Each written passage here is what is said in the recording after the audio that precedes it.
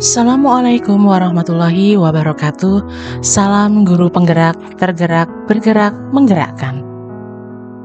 Berjumpa kembali dengan saya Desi Wulandari, calon guru penggerak angkatan ke-7 Kabupaten Sukoharjo dari SMA Insan Cendekia Boarding School Sukoharjo.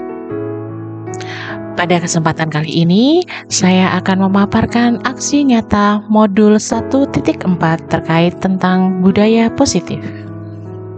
Adapun rancangan aksi nyata modul 1.4 budaya positif adalah sebagai berikut. Latar belakang. Banyak kita mendapati bahwa murid-murid kita tidak suka peraturan karena selama ini jika mereka melakukan pelanggaran, mereka akan mendapatkan hukuman yang cenderung akan mempermalukan dirinya. Dari latar belakang tersebut, dibuatlah aksi nyata yang bertujuan yang pertama, menciptakan murid yang merdeka dan disiplin diri yang kuat. Yang kedua, menumbuhkan budaya positif di sekolah dengan meyakini nilai-nilai kebajikan universal. Selanjutnya, tolok ukur dari keberhasilan aksi nyata ini adalah yang pertama, terbentuknya keyakinan kelas yang melalui kegiatan kelas yang dilakukan oleh wali kelas dan siswa. Yang kedua, siswa mampu menerapkan dan menjalankan keyakinan kelas yang telah dibuat. Adapun lini masa tindakan dari kegiatan aksi nyata ini, yang pertama adalah menghadap kepala sekolah untuk menjelaskan pentingnya penanaman budaya positif dan keyakinan kelas di sekolah, serta meminta izin untuk diseminasi bersama rekan guru. Yang kedua, mengumpulkan rekan guru untuk melakukan diseminasi pemahaman budaya positif. Yang ketiga, berkoordinasi dan berkolaborasi dengan wali kelas untuk membuat keyakinan kelas di kelas masing-masing.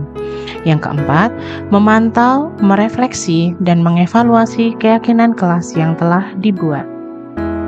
Dalam melaksanakan tindakan aksi nyata tersebut, dibutuhkan dukungan, yaitu yang pertama adalah dukungan dan support dari kepala sekolah, rekan sejawat, dan juga para siswa. Yang berikutnya adalah sarana dan prasarana pendukung dalam pelaksanaan aksi nyata. Dan berikut adalah dokumentasi kegiatan aksi nyata yang terdiri dari dua jenis kegiatan. Kegiatan yang pertama adalah kolaborasi diseminasi penyebaran pemahaman budaya positif di SMA Insan Cendekia Boarding School Sukoharjo.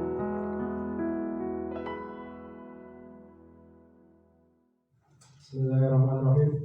Assalamualaikum warahmatullahi wabarakatuh.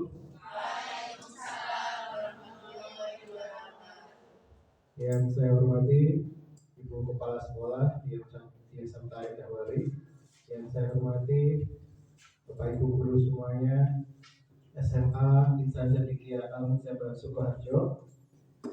Puji syukur kita senantiasa sampaikan kehadirat Allah Subhanahu wa taala atas nikmat dan karunia-Nya kita semua dapat berkumpul pada hari ini di acara diseminasi budaya positif di SMA Insan Cendekia Al-Mujabbah. Kemudian salawat serta salam tak lupa kita sampaikan dari Rasulullah Muhammad SAW yang senantiasa kita nantikan syafaatnya di umur yang kuat. Saya ucapkan terima kasih kepada kehadiran Bapak Ibu semuanya yang mampu meluangkan waktunya di tengah-tengah kesibukan pada akhir ini. Kemudian saya akan bacakan susunan acara pada hari ini. Yang pertama yaitu acara pembukaan, kemudian sambutan kepala sekolah, dan kemudian dilanjutkan acara inti yaitu diseminasi oleh calon guru penggerak, dan kemudian ada sesi tanya jawab dan refleksi, dan terakhir adalah acara penutup. Yang pertama, mari langsung saja kita buka acara pada hari ini dengan bacaan basmalah bersama-sama.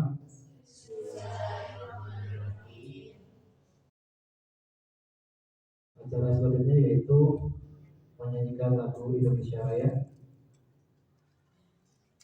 Hadirin dimohon berdiri.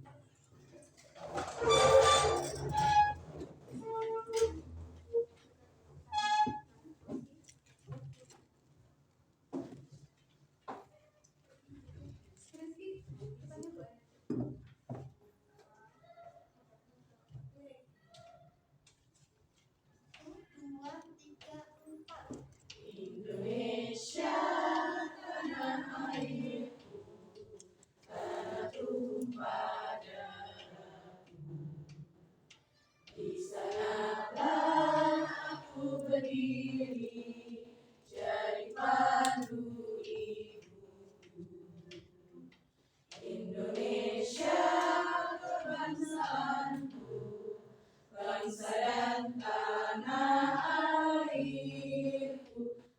marilah kita berseru, Indonesia bersatu. Hiduplah tanahku, hiduplah negeriku, bangsaku, rakyatku semuanya. Bangunlah jiwanya, bangunlah badannya, untuk Indonesia Raya. Indonesia Raya, merdeka, merdeka, tanahku, negeriku yang ku cinta.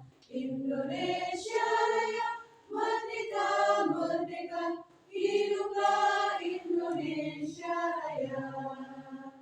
Indonesia Raya, merdeka, merdeka, tanahku, negeriku yang ku cinta. Indonesia Raya, merdeka, merdeka, hiduplah Indonesia Raya. Hadirin dipersilakan duduk kembali. Kemudian acara selanjutnya yaitu sambutan oleh Kepala Sekolah SMA Insan Cendekia Al-Mujabar Sukoharjo kepada Ibu Dian Sabta Indahwari, kami persilakan.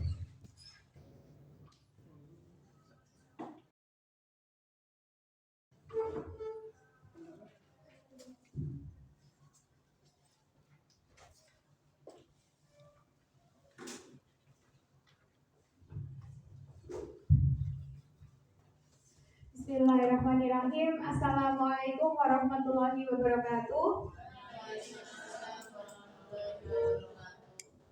Yang terhormat Ibu Desi Wulandari selaku Direktur Pendidikan sekaligus CGP dari SMA Insan Cendekia Al-Mustabah Boarding School Sukoharjo.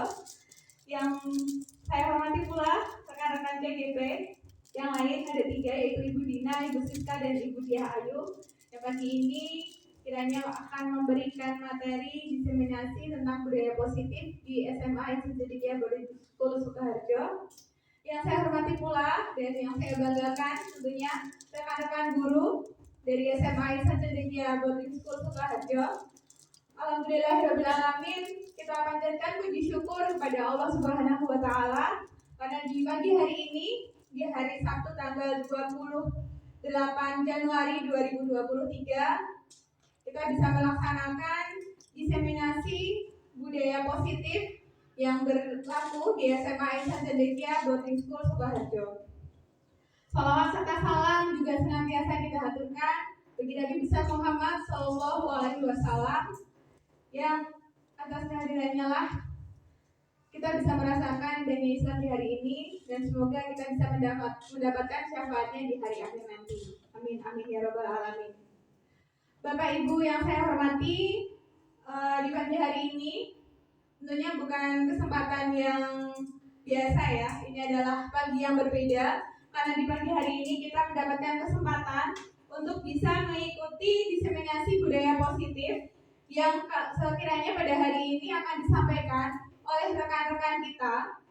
Beliau berempat, ibu-ibu ya, yang merupakan calon guru penggerak angkatan 7 yang berkesempatan untuk bisa membagikan ilmunya untuk kita semua yang ada di sini, sehingga kita bisa mendapatkan ilmu baru yang nantinya pasti akan bisa kita terapkan, kita manfaatkan dalam kaitannya kita sebagai guru ya, sebagai pendidik, dalam mendidik murid-murid kita semuanya, yang harapannya nanti bisa membawa kebaikan, bisa menambahkan budaya positif untuk mereka semua, sehingga bisa lebih membantu kita semua mencapai tujuan pendidikan yang kita harapkan, seperti itu. Dan di pagi hari ini saya berharap dari materi yang akan disampaikan nanti oleh rekan-rekan CGP yang sudah duduk di depan ini, Bapak Ibu guru bisa juga menggali sebanyak-banyaknya. Nanti akan ada banyak materi yang disampaikan, dan tentunya apabila nanti dari Bapak Ibu guru merasa ada yang belum puas atau belum bisa dipahami, silahkan ambil sebanyak-banyaknya ilmu dari beliau berempat. Semoga nantinya setelah kegiatan pagi ini selesai, kita keluar dari ruangan ini dengan lebih segar ya, refresh, dengan mendapatkan ilmu yang lebih banyak lagi. Demikian itu saja mungkin yang bisa saya sampaikan. Semoga acara pagi hari ini bisa berjalan dengan lancar dan senantiasa dan selalu bisa mendapatkan keberkahan dari Allah Subhanahu wa Ta'ala. Mohon maaf apabila mungkin dari tutur kata saya yang sudah saya sampaikan tadi ada beberapa kesalahan. Terima kasih juga atas kehadirannya dan semoga bisa berjalan dengan lancar. Saya akhiri. Wabillahi taufiq wal hidayah. Wassalamualaikum warahmatullahi wabarakatuh.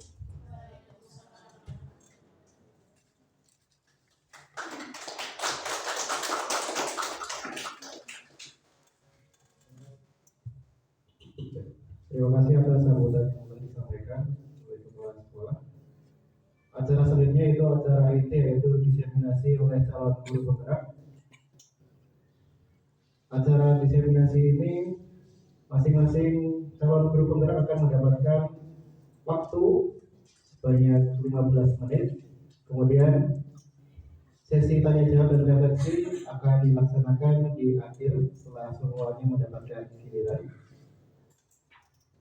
Untuk yang pertama yaitu kepada Ibu Siska Sofiana, kami persilakan. Assalamualaikum warahmatullahi wabarakatuh.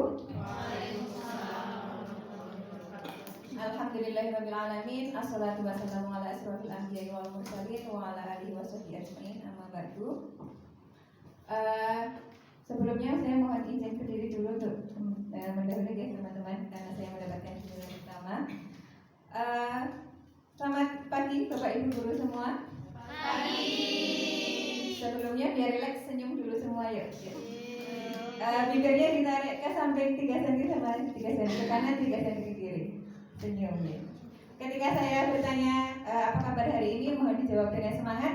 Alhamdulillah luar biasa, gitu ya. Apa kabar Bapak Ibu guru hari ini? Alhamdulillah luar biasa. Subhanallah, semoga nanti sampai akhir sesi kita masih semangat terus, ya. Perkenalkan, saya Siska Sofiana, calon guru penggerak angkatan 7 dari Kabupaten Sukoharjo. Pada kesempatan kali ini mohon izin untuk menyampaikan aksi nyata dari modul 1.4 tentang budaya positif. Saya akan menyampaikan tentang disiplin positif dan nilai-nilai kebajikan universal. Sebelumnya, saya mohon pendapatnya dari teman-teman semua. Apakah setuju atau tidak setuju dengan pernyataan yang ada di depan? Yang pertama, bahwa hukuman dapat mendisiplinkan anak. Kira-kira setuju atau boten ini? Hukuman dapat mendisiplinkan anak. Ada yang setuju? Ada yang boten? Setuju. Yang kedua, pemberian hukuman dengan hal positif. Misalnya diminta membaca Al-Quran atau membersihkan halaman sekolah dapat mendisiplinkan anak. Setuju. Kalau setuju, nanti bisa direfleksi di akhir, ya. Kalau misalnya itu memang bisa mendisiplinkan, selama ini yang kita lakukan setiap harinya, apakah itu terjadi berulang-ulang atau tidak? Kalau membentuk kedisiplinan, tentu saja itu tidak akan terulang lagi. Dan yang terakhir, memberi penghargaan dapat meningkatkan motivasi belajar anak. Setuju. Ya, nanti di akhir sesi bisa kita refleksi bersama. Sebelum masuk ke materi, saya minta 2 relawan dulu, ya. Ini yang di depan ada Bu Umi dan Bu Ifah. Saya mohon relawannya untuk 2 orang ini. Di meja aja enggak apa-apa. Yang pertama ini Bu Umi. Bu Umi saya berikan 1 lembar kertas. Bu Umi silahkan menuliskan sesuatu yang sangat berharga bagi Bu Umi, dan itu akan selalu Bu Umi jaga. Tidak boleh diminta oleh orang lain. Sesuatu yang sangat berharga bagi Bu Umi. Monggo silahkan ditulis Bu Umi. Boleh apa saja? Bunda boleh. Bunda boleh. Oke, setelah itu Bu Umi belum dan digenggam dengan tangan Bu Umi dengan sekuat tenaga. Bu Umi ini adalah barang yang paling berharga bagi Bu Umi.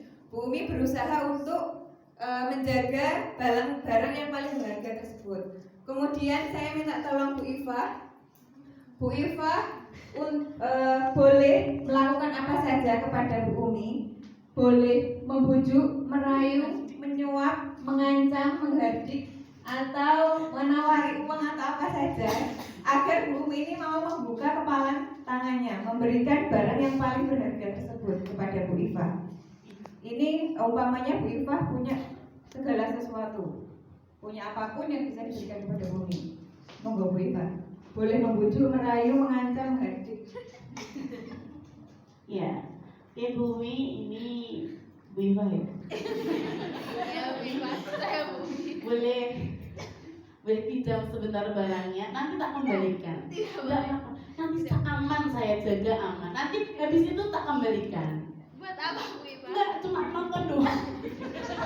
Cuma sebentar. Nonton aja. 1-2 detik lah, nonton aja, nanti tak kembalikan. Cuma di 2 ya kayak gitu. Habis itu udah cuma dilihat aja, nggak tak apa-apa, cuma lihat, penasaran. Tapi ini sesuatu yang berharga buat saya. Iya, tapi kan belum tentu berharga buat aku. Tapi oh enggak, saya cuma Saya harus menjaga ini. Iya, kan nggak tak sentuh, cuma nih mau lihat, penasaran itu apa gitu, yang berharga buat umum itu apa gitu. Rahasia. Iya, jangan rahasia, kan penasaran. Jangan rahasia, cuma sebentar, habis itu udah 1 detik, habis itu udah 1 detik aja. Wah, gitu. Apa itu? Buka aja, sebentar aja, sebentar. Jangan diambil ya Bu Oh, Iva. enggak, Tadi ya, Bu Iva. cuma buka aja. Kan tadi dulunya aku buka sebentar sedikit aja. Yaudah, ini saya buka, tapi jangan diambil loh ya. Oh enggak, cuma lihat. Oke.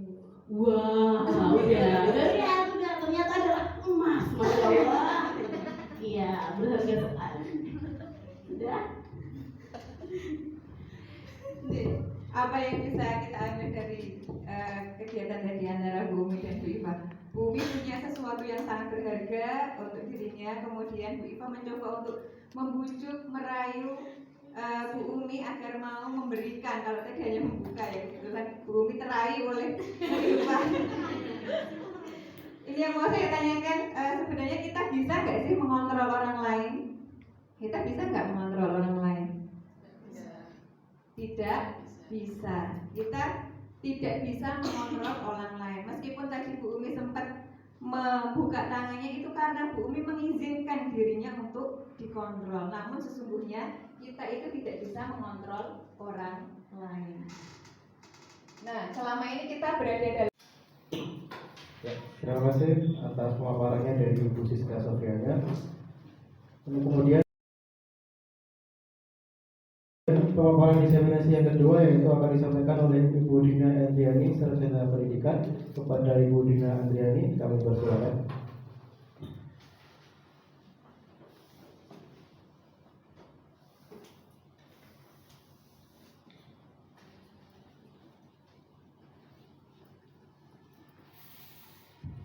Ya, bismillahirrahmanirrahim. Assalamualaikum warahmatullahi wabarakatuh. Waalaikumsalam warahmatullahi wabarakatuh. Oke, melanjutkan sesi yang kedua, saya akan mempresentasikan terkait dengan teori motivasi, hukuman, penghargaan, dan restitusi. Jadi ibu-ibu masih semangat apa sudah mulai ngelokro ini? Masih semangat. Oke, seperti tadi yang disampaikan Bu Siska, kalau kita bilang selamat pagi, maka jawabnya gimana? Pagi. Oke, ya. Oh ya, alhamdulillah luar biasa. Oke, ya kita coba tes sinyal dulu ya, ibu-ibu semua. Jangan-jangan sinyalnya sudah tidak berada di sini semua. Selamat pagi semuanya. Alhamdulillah luar biasa. Oke, alhamdulillah luar biasa. Iya.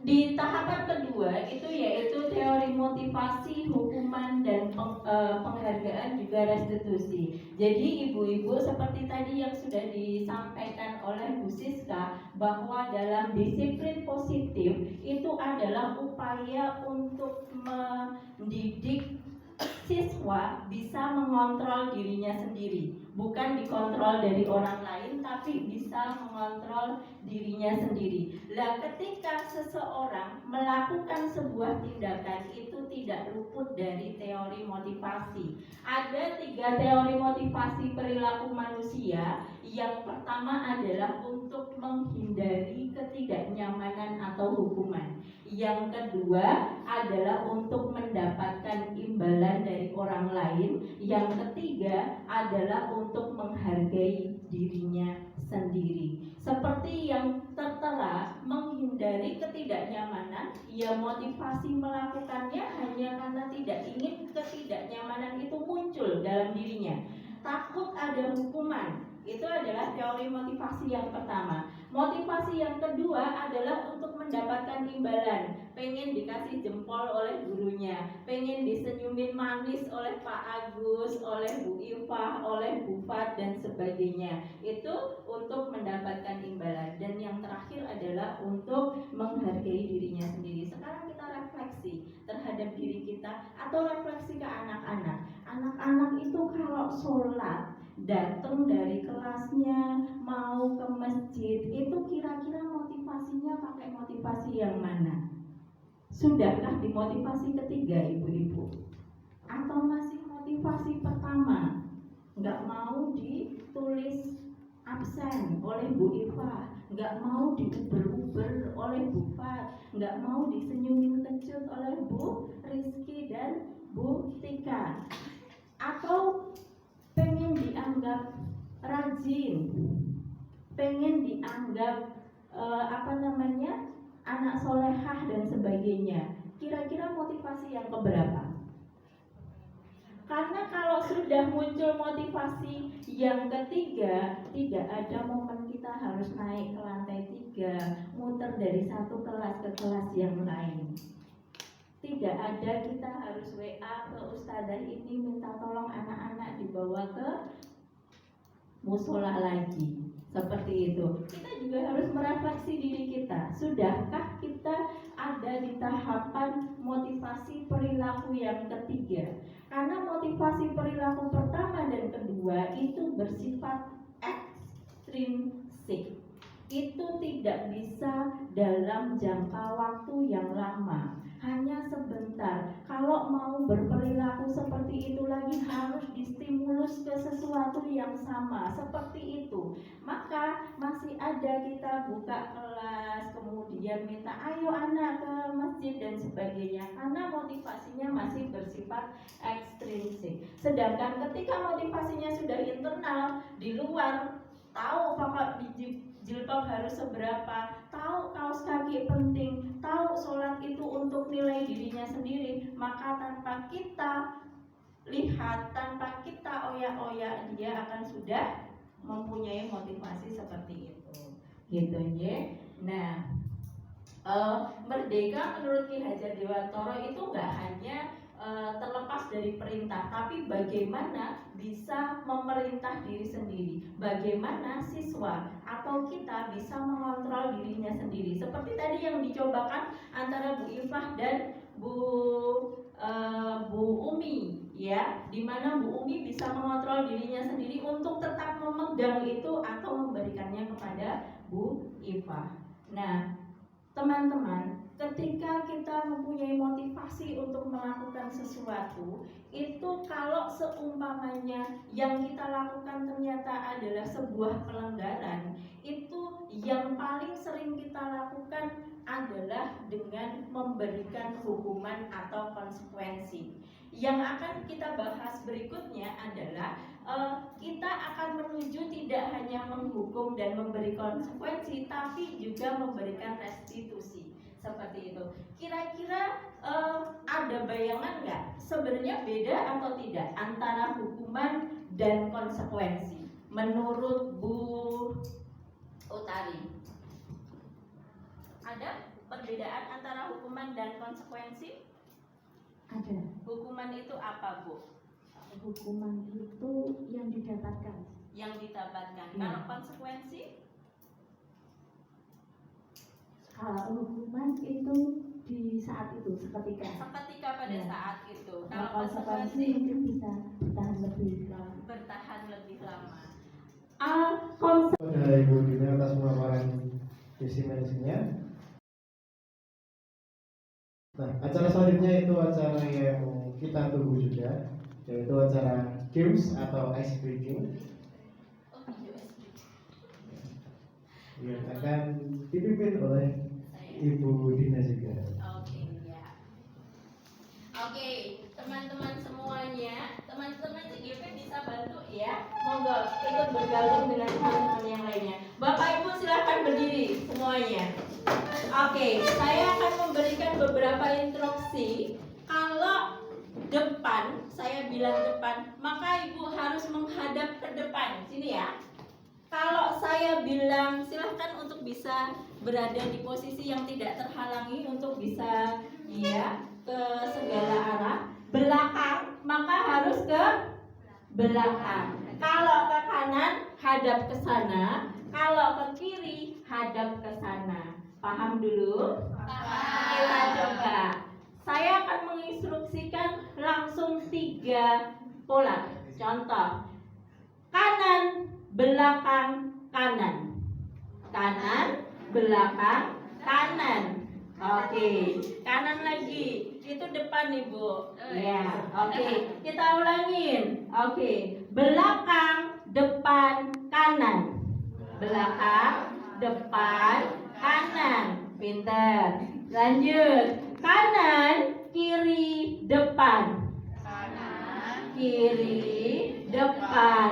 Ya, sekarang saya akan tambahkan sebuah formula. Rumusnya adalah benar-benar salah. Kalau saya bilang salah berarti lakukan kebalikannya.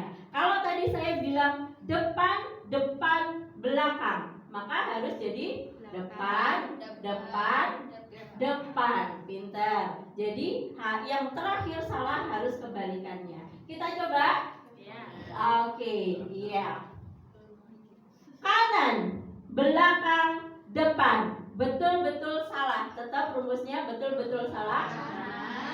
Belakang, depan. Oke, ya. Oke, depan, kanan, kiri.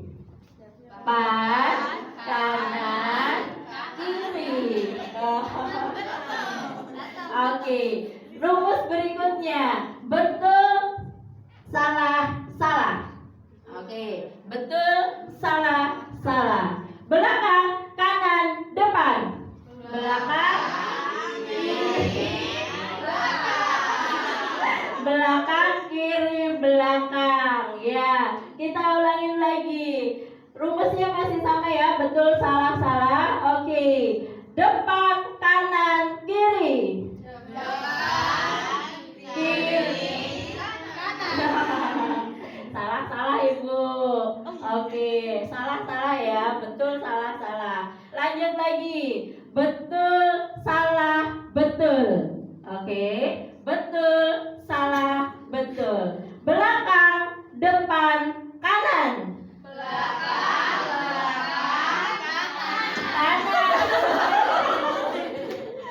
Oke, lagi satu kali lagi.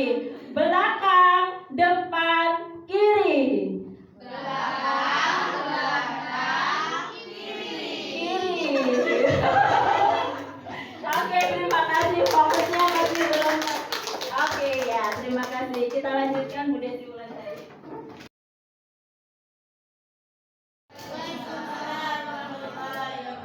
Selamat pagi semuanya rekan-rekan. Pagi. Alhamdulillah luar biasa. Ya baik, terima kasih. Setelah tadi betul-betul salah dan kanan kiri belakang ya.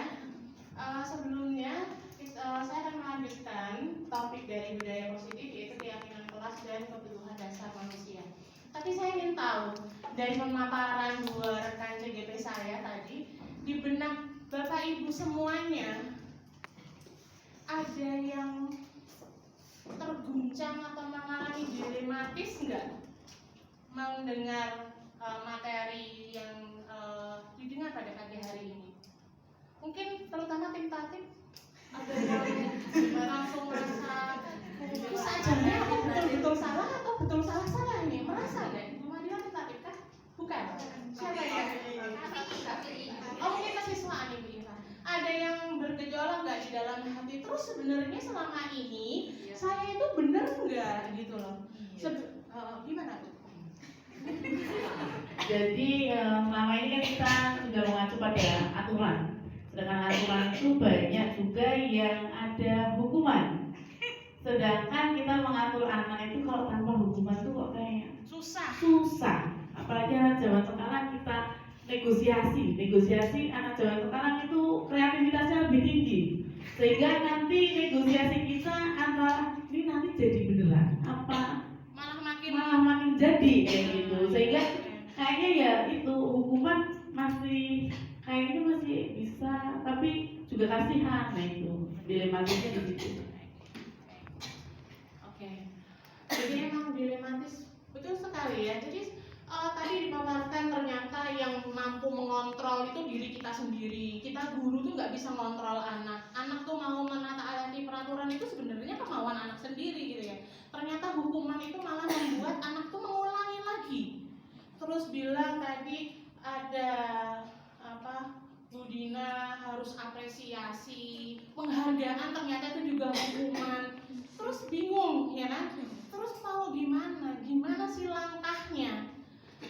Materi budaya positif itu sering kita dengar, sering kita paling gitu doang, paham lah maksudnya budaya positif tuh ya gitu. Tapi ternyata itu aplikasinya sangat sulit. Kalau dilihat-lihat, jadi diri kita sebagai seorang guru sebenarnya kan karakter. Nah, karakter positif itu kan sebenarnya inti dari pendidikan kita. Pembinaan karakter anak manusia itu sebenarnya kan inti dari pendidikan. Bahwa apa yang kita lakukan sehari-hari sebenarnya ini loh, budaya positif. Tapi ternyata nggak semudah itu. Bahkan yang selama ini benar nggak sih? Kok ya gitu kan ya? Kok susah ya? Apa benar nih kalau nggak dihukum bakal lebih baik gitu. Nah, kita akan lanjut lagi bahwa budaya positif itu bisa dilakukan memang betul berawal dari peraturan dulu. Ada aturan yang dulu. Tapi untuk mencapai budaya positif kita nggak hanya di langkah peraturan aja, kita harus bergerak menuju ke budaya positif, yaitu langkah berikutnya setelah peraturan adalah keyakinan kelas. Tadi sudah mempelajari juga kebajikan universal ya, nah itu kita berangkat dari itu. Nah, mengapa tidak peraturan saja? Mengapa harus keyakinan kelas? Misalnya ada pertanyaan, mengapa kita memiliki peraturan harus menggunakan helm bila mengendarai kendaraan roda 2? Kira-kira kenapa? Asas apa? Nilai kebajikan apa sih untuk peraturan kok harus pakai helm? Biar apa sih kita pakai helm tuh peraturan itu? Biar nggak nilai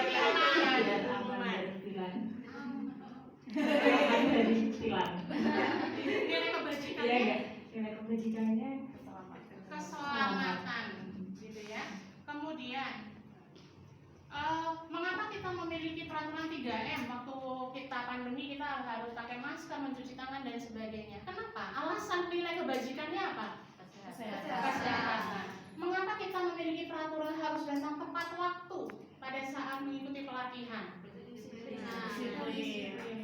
Kemudian kebajikan universal itu lebih mendorong secara intrinsik yang tadi kita bilang Budina itu ekstrinsik, hukuman dan sebagainya masih ekstrinsik dan sebagainya. Tapi kalau sudah ke keyakinan, nilai kebajikan itu sudah menjadi pendorong, itu lebih menggerakkan seseorang dibandingkan mengikuti serangkaian peraturan-peraturan. Gitu ya. Jadi ketika misalnya anak-anak, kenapa sih peraturannya itu harus pakai kaos kaki yang panjang? Ada nilai kebajikan di situ. Ya, anak itu harus memahami nilai lebih lanjut, tidak hanya sekedar peraturan, tapi lebih ke keyakinannya bagaimana. gitu ya. Memahami keyakinannya, nilai kebajikan itu lebih jauh mendorong anak-anak. Jadi nggak hanya kenapa sih peraturannya kalau habis pulang sekolah terakhir kok kursi kok harus dinaikkan, ya? Oh ada nilai kebajikan, maka nilai kebajikan itulah yang harus kita tanamkan kepada anak-anak. Nah ini peraturan kelas selanjutnya itu keyakinan kelas. Setelah adanya keyakinan kelas, ada kebajikan itu akan mendorong sebuah lingkungan positif yang nanti akan menciptakan budaya positif. Jadi kalau cuma kita setiap hari mengulik peraturan saja, oh ada aturan ini, dihukum, poin, dan sebagainya, itu hanya di lingkaran paling dasar. Kita nggak akan mencapai ke budaya positif kalau kita nggak beranjak.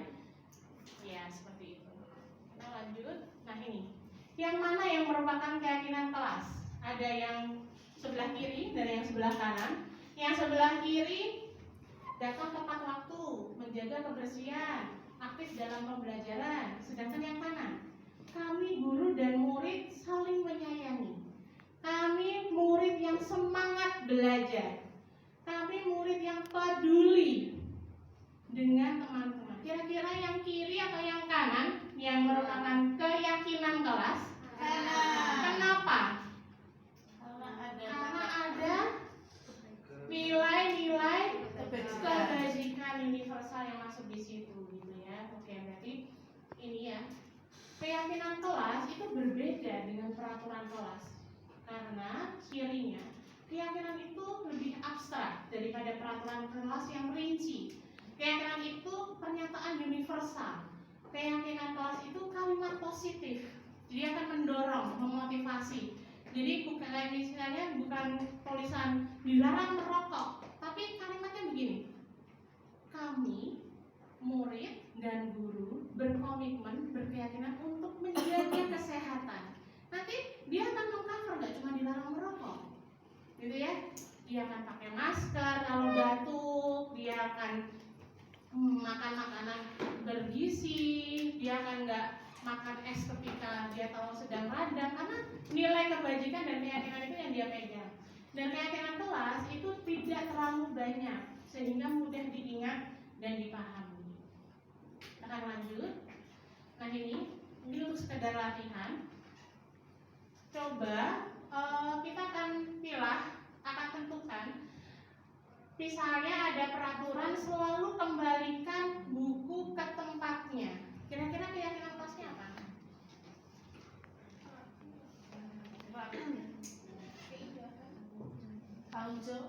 Tanggung jawab. Oke. Ada lagi? Disiplin, ya. Dilarang mengganggu orang lain. Kira-kira apa? Nilai keyakinan kelas menghargai, saya menghargai, menghormati, hadir di sekolah 15 menit, disiplin. Oke, dilarang melakukan kekerasan. Kasih sayang. Oke, kasih sayang. Dilarang menggunakan narkoba, kesehatan, bergantian atau menunggu giliran, kesabaran, tertib, ketertiban, menghargai. Oke, saling menghormati, gunakan masker, kesehatan, jangan berlarian di kelas atau di koridor. Keselamatan, ketertiban bisa, kenyamanan bisa, ada lagi, keselamatan bisa juga ya. Oke, ini ya kuncinya. Selalu kembalikan itu betul tadi, hampir semua sudah betul jawabannya tadi. Tanggung jawab, dilarang mengganggu itu menghormati, hadir itu menghormati orang lain, berkomitmen. Karena kalau kita itu terlambat mengganggu atau mengambil hak dari orang lain yang tepat waktu, gitu ya. Kita akan lanjut saja. Yang berikutnya adalah kebutuhan dasar manusia dan dunia yang berkualitas. Jadi menurut William Glasser di Choice Theory di tahun 1998, Glasser itu memilah kebutuhan dasar manusia itu ada 5. Yang pertama bertahan hidup, yang kedua kasih sayang dan rasa diterima, ketiga penguasaan, keempat kesenangan, dan kelima kebebasan. Kebutuhan dasar manusia ini mendorong perilaku, gitu ya,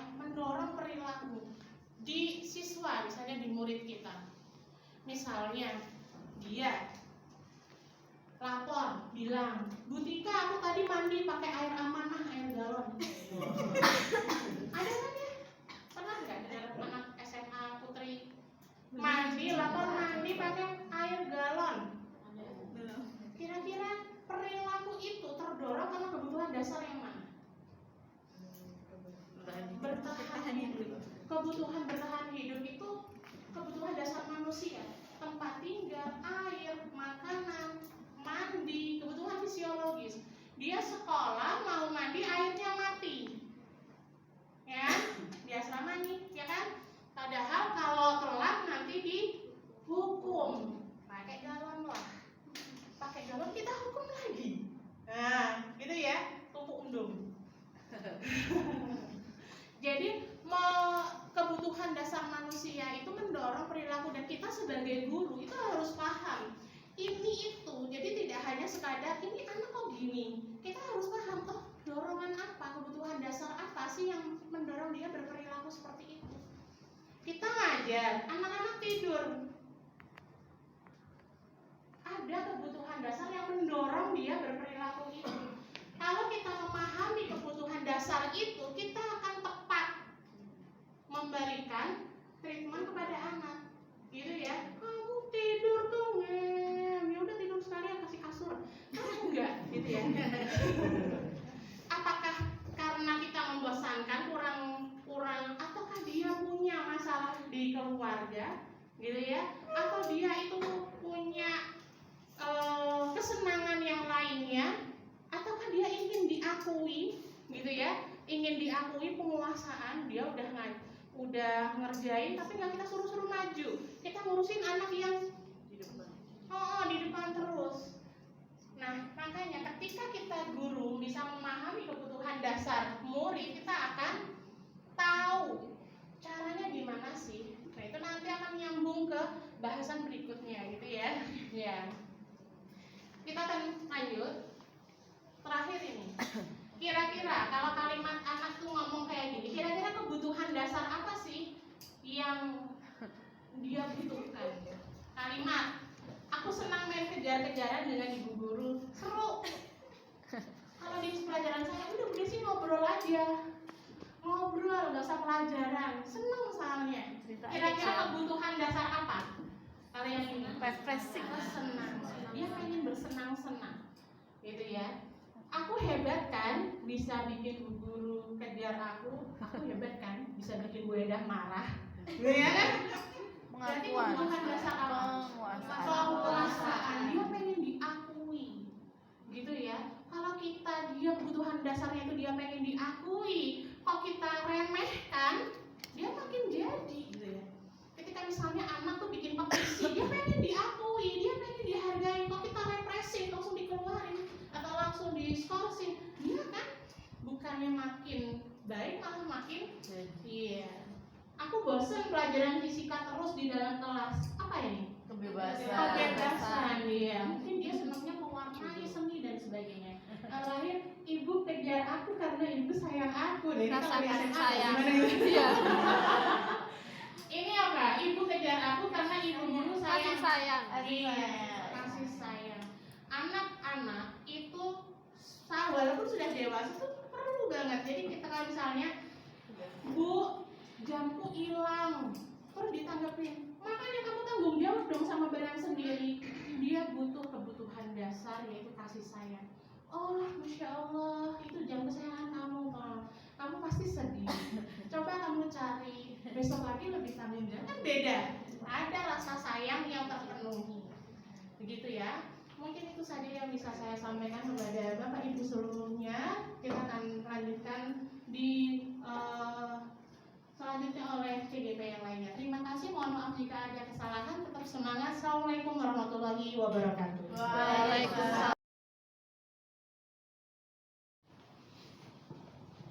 Bismillahirrahmanirrahim. Assalamualaikum warahmatullahi wabarakatuh. Waalaikumsalam warahmatullahi wabarakatuh. Masih semangat hari ini? Semangat. Oke, kita tes. Selamat pagi. Alhamdulillah, luar biasa. Alhamdulillah, akhirnya pada sampai sesi dari saya sesi terakhir deh.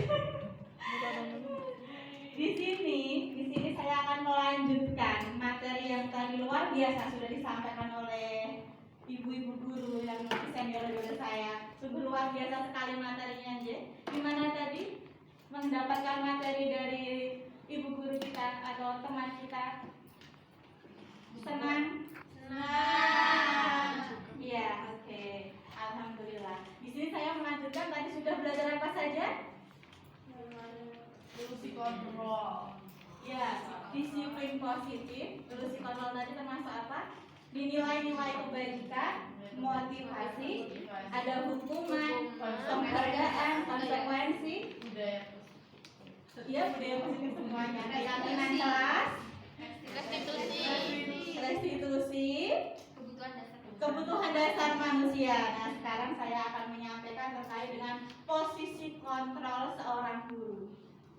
Posisi kontrol. Jadi posisi kontrol itu nanti sebenarnya apa sih? Posisi kontrol guru itu apa ya? Posisi kontrol itu adalah peran kita sebagai seorang guru dalam membantu anak menyelesaikan masalah mereka. Masalah ini bisa apa saja ya?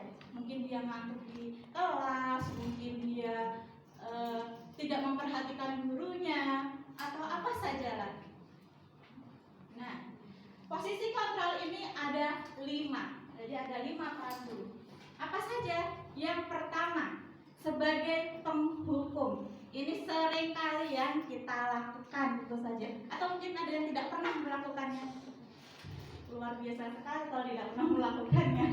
Bahkan saya sendiri sudah pernah melakukan dan sering bahkan. Iya. Misal penghukum itu bagaimana? Misal gini, Bu Iva, maaf. Misalnya siapa ya? Moko, misal Moko tidak memperhatikan pelajaran di kelas, atau pelajaran saya tidak memperhatikan Bu Ayu dalam menerangkan materi di depan, dia sibuk nge-game pakai komputer. Moko, kamu ngapain? Sana keluar lari lapangan 5 kali. Itu hukuman. Jadi tidak memperdulikan apa alasannya Moko, tidak memperdulikan kenapa dia melakukan hal tersebut. Jadi langsung dihukum.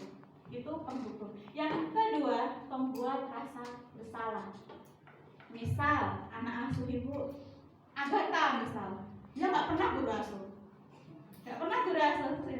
Agatha, kamu kenapa nggak pernah guru asuh? Kamu nggak kasihan toh sama ibu? Kalau anaknya peka, dia akan merasa bersalah sama ibunya. Tiap hari dia ibu udah nyamperin ke kelas tapi nggak mau guru asuh. Itu kalau dia peka, insya Allah dia merasa bersalah. Gitu ya. Kemudian yang ketiga adalah posisi sebagai seorang teman. Jadi ini kita memposisikan sebagai seorang teman. Bagaimana seorang teman? Gimana? Teman. Ya sudah, misalnya kamu melakukan suatu kesalahan, tidak mengerjakan PR. Nah, misal Kartika tidak mengerjakan PR. Ya sudah, tidak apa-apa, lain kali dikerjakan ya. Itu posisi sebagai seorang teman. Lalu yang keempat, pemantau. Pemantau ini berarti kita selalu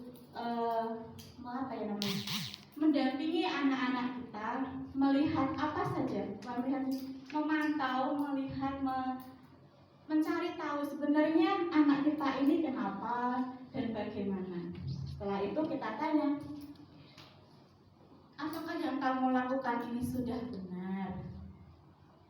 Coba kita introspeksi lagi. Itu misal pemantau ya.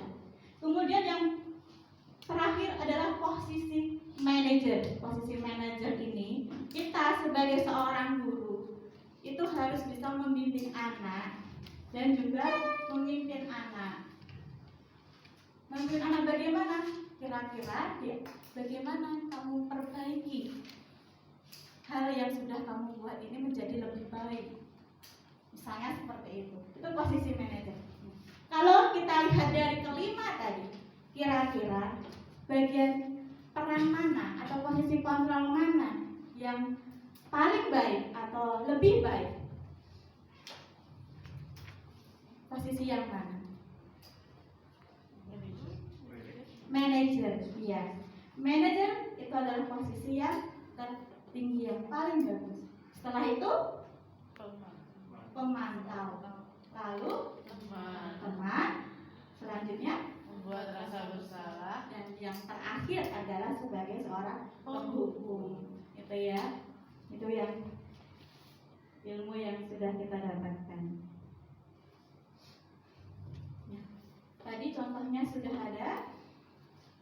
Nah, ini beberapa contoh kalimat yang bisa dilakukan oleh seorang guru. Nah, dan ada juga dampak pada murid. Tadi penghukumnya sudah ya, sudah sekali dilakukan. Dampaknya itu apa sih? Dampak bagi murid kalau kita beri hukuman, dia akan tetap mengulangi kesalahan. Ya. Jadi kalau kita hukum apapun, baleni menang. Besok baleni menang. Besok diulangi lagi.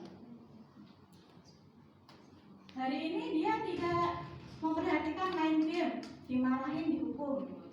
Besok dia akan main game lagi atau buka YouTube lagi, seperti itu. Kemudian yang membuat orang merasa bersalah, mungkin anak akan merasa apa? Merasa rendah diri, ya, merasa rendah diri. Kemudian posisi sebagai teman,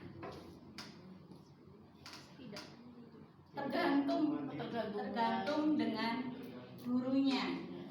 Ya. Lalu sebagai pemantau, dia mengharapkan sebuah pengakuan ataupun imbalan. Ya.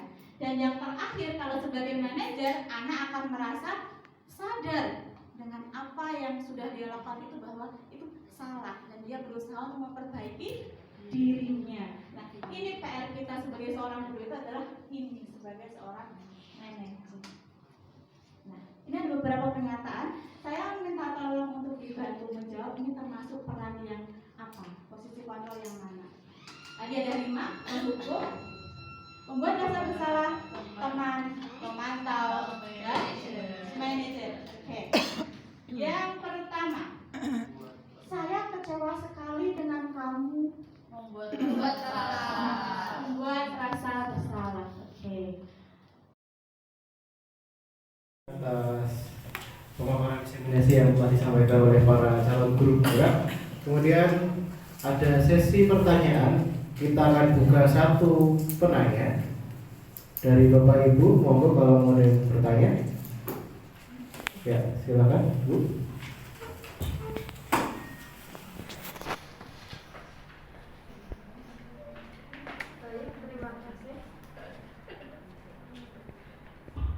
Baik, terima kasih.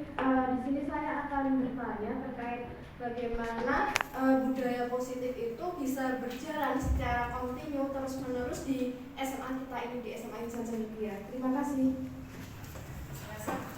Tadi pertanyaan yang luar biasa dari Ibu ini. Bagaimana menjaga budaya positif itu agar terus berkelanjutan atau kontinu begitu ya? Baik.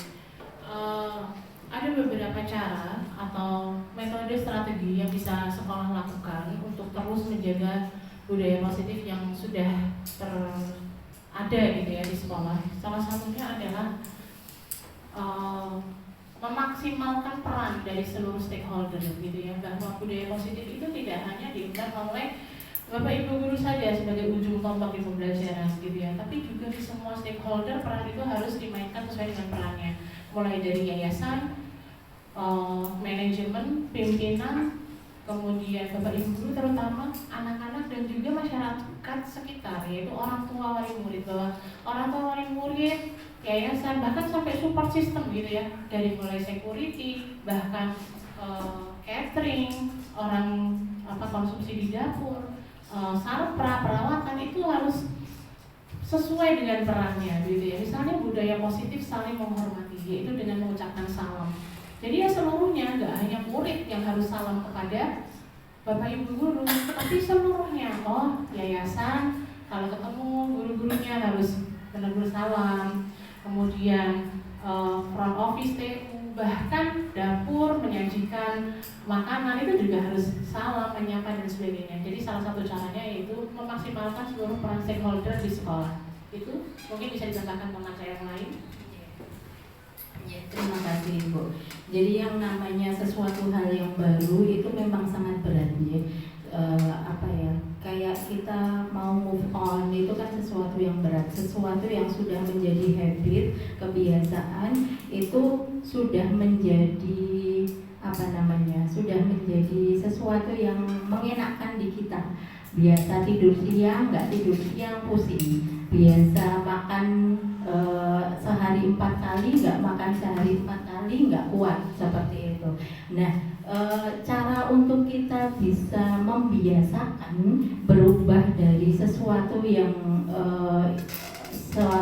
dulu kebiasaan lama menjadi kebiasaan yang baru itu selain butuh support system yang banyak, kita juga butuh butuh program yang terstruktur.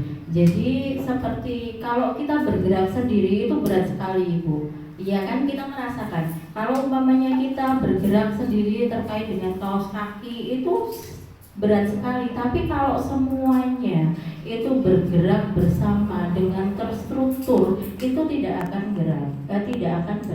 Contoh yang lainnya, membiasakan kedisiplinan kebersihan kelas sebelum keluar dari kelas. Kalau bertindak sendiri itu capek luar biasa. Anak mungkin ketika diminta yang bergerak ya hanya itu saja, itu ada rasa nggak suka, nggak terima. Tapi kalau bisa dibuat terstruktur, tersistem, dievaluasi terus menerus, ketika nggak mengumpulkan foto kebersihan ditanyain dan sebagainya, nanti akan membiasakan seperti itu. Terima kasih pertanyaannya tadi dari Bu ini, bagaimana agar budaya positifnya terus continue, tidak hanya ibaratnya obong-obong barak gitu ya, hanya di awal-awal saja kita rajin menaikkan kursi di atas kelas agar kelasnya tertata rapi dan sebagainya. Tadi sudah disampaikan oleh Bu Desi, mungkin dari dukungan dari semua pihak yang ada di sekolah maupun bisa dengan program terstruktur dari sekolahan yang untuk pembiasaan budaya positif tersebut. Mungkin bisa juga diberikan apresiasi atau dukungan dari yayasan untuk budaya positif ini bisa dilaksanakan secara kontinu dan terus menerus, tidak hanya semangat di awal saja, tapi bisa terus menerus berkelanjutan dan mendarah daging di sekolah kita seperti itu. Terima kasih. Ya, terima kasih atas pertanyaannya Bu Widi, luar biasa sekali, dan jawaban teman-teman saya ini juga sungguh luar biasa ya, bahkan bisa menjawab semuanya sebenarnya. Nah, tambahan sedikit dari saya terkait bagaimana agar program budaya positif kita tetap berkelanjutan. Tadi selain ada program struktur, ada suatu pembiasaan, dan ada dukungan, serta ada tadi dari Bu Siska ada apresiasi ya. Nah, kita bisa mulai dari tadi yang sudah dijelaskan oleh Bu Desi, keyakinan kelas. Nah, keyakinan kelas ini perlu kita tekankan, bisa dari guru, bisa dari wali kelas ya, sehingga nanti program ini masih bisa berjalan dan anak bisa menyadari apa pentingnya, apa perlunya sebenarnya melakukan budaya positif tersebut, apa gunanya. Nah, itu yang perlu kita tekankan. Kemudian selain itu mungkin ada masanya anak nanti akan merasa bosan, lelah, atau yang lainnya. Nah, di saat itu kita juga perlu adanya suatu evaluasi atas apa yang kita lakukan agar nanti kita bisa terus lebih baik dan masih terus berkelanjutan untuk melaksanakan budaya positif. Sekian dari kami, terima kasih.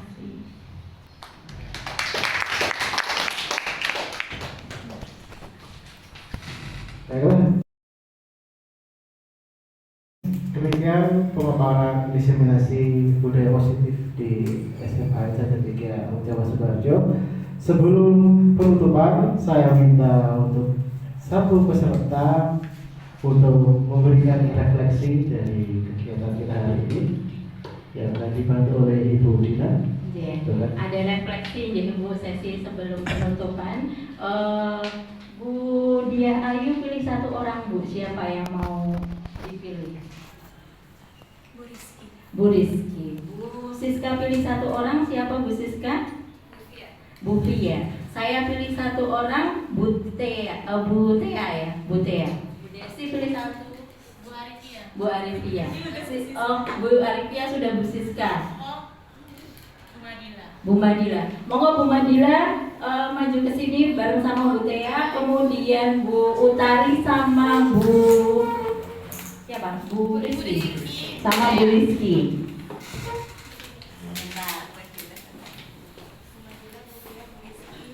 Ke depan dulu Bu. Oke, kita bakalan ke game shoot, tahu ya? Pink shoot itu tahu ya? Tahu, iya. Pink shoot, iya. Pink shoot dua orang. Silakan di sebelah sana.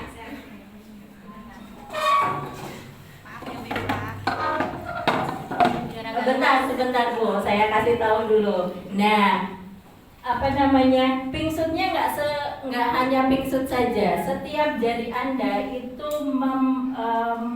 menggambarkan angka yang ada dalam pikiran Anda. Yang perlu dilakukan adalah nanti cepet-cepetan bisa mengalihkan angka jenengan sama angka temannya.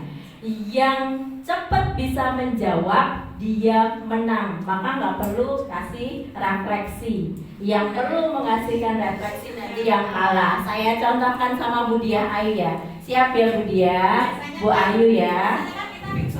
Pingsut, jempol dan sebagainya. Ini terserah angka aja ya. Oke. Ya, oke. Kita coba 1, 2, 3. 5. Oke, saya harus memberikan refleksi seperti itu ya. Untung guru bahasa Inggris bukan guru matematika. Kita lihat ya pertanyaan. Mulai Bu Tea dengan Bu Madila. 1, 2, 3. 3. Oke, duluan Bu Tea. Maka Bu Madila yang harus memberikan refleksi. Tapi enggak punyanya sendiri atau punya orang lain? Pengalian. Hasil pengalian. Iya, oke. Yang berikutnya monggo Bu Tea bisa duduk lagi. Bu Arifia dan Bu Fajar Rizky. 1, 2, 3. 0.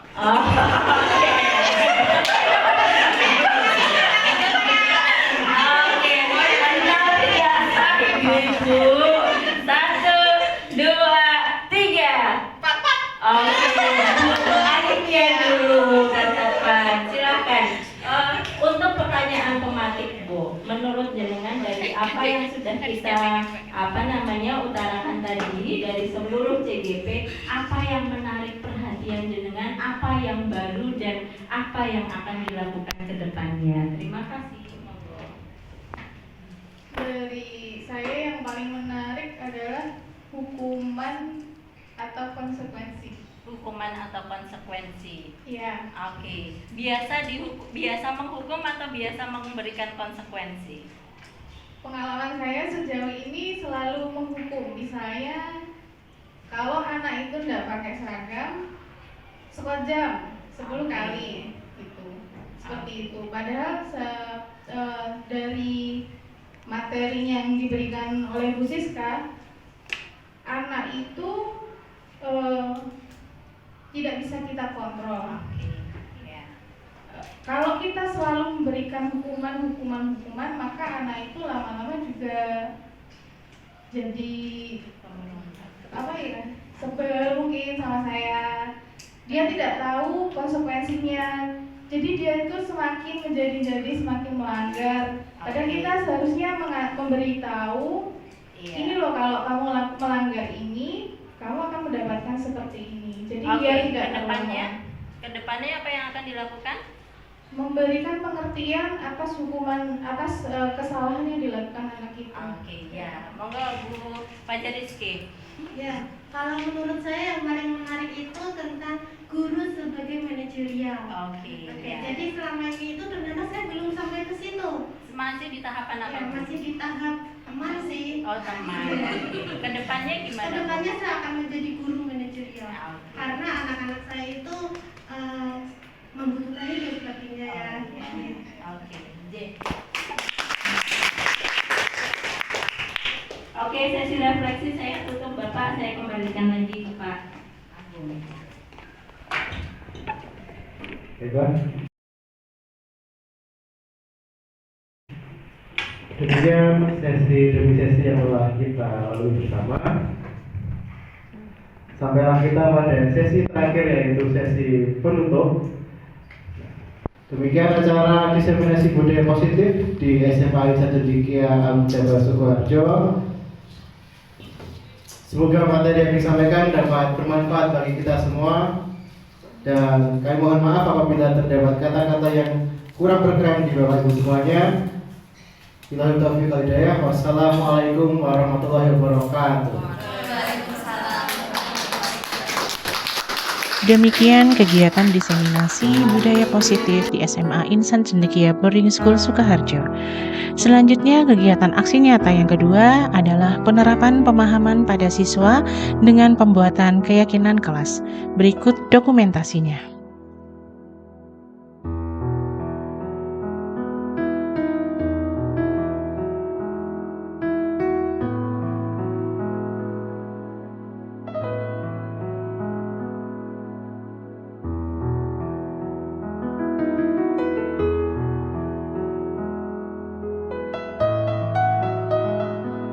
Demikian pemaparan aksi nyata modul 1.4 tentang budaya positif. Saran dan kritik dari pemirsa selalu kami tunggu, dan sampai jumpa di video berikutnya. Salam guru penggerak. Wassalamualaikum warahmatullahi wabarakatuh.